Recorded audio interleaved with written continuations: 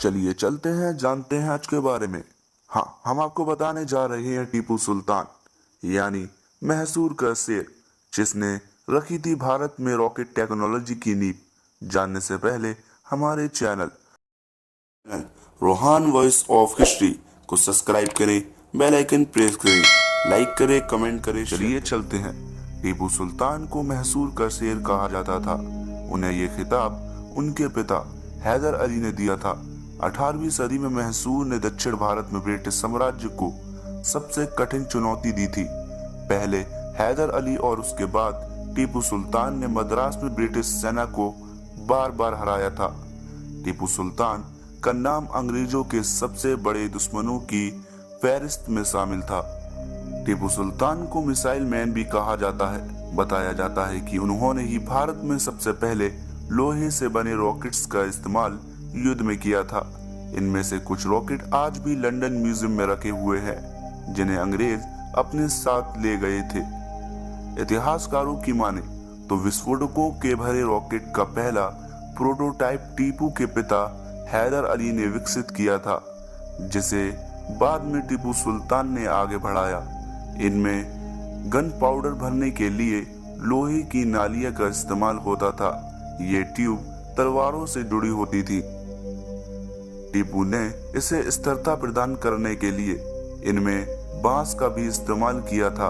उनके प्रोटोटाइप को आधुनिक रॉकेट का पूर्वज कहा जा सकता है।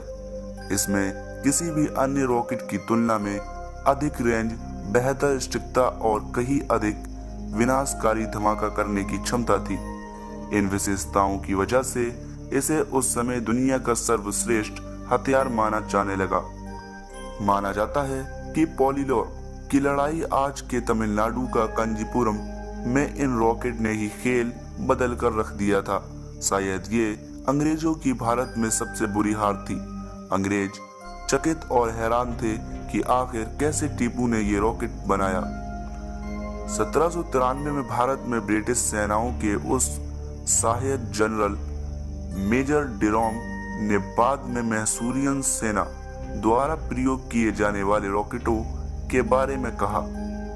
कुछ रॉकेटों में एक चैम्बर था और वे एक सेल की तरह फटे हुए दूसरे रॉकेट, जिन्हें ग्राउंड रॉकेट कहा जाता है। उनकी गति सांप की जैसी थी और उनसे जमीन पर हमला करने पर वे फिर से ऊपर उठते और फिर जब तक उनमें विस्फोट खत्म नहीं हो जाता जब तक हमला करते। टीपू ने रॉकेट टेक्नोलॉजी पर अधिक शोध करने के लिए श्रीरंगपट्टनम, बेंगलोर, चित्रदुर्ग और विदानूर में 4 तारामंडल पेड़ तारों के बाजार की स्थापना की। भारत में मिसाइल प्रोग्राम की नींव 18वीं सदी में रखी जा चुकी थी। इस मिसाइल कार्यक्रम के जनक एपीजे अब्दुल कलाम भी टीपू से काफी प्रभावित थे।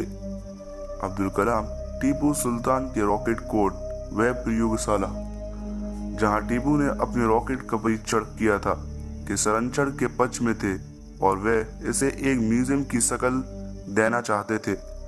उनके इस विचार का उल्लेख उनकी पुस्तक विंग्स ऑफ फायर में मिलता है।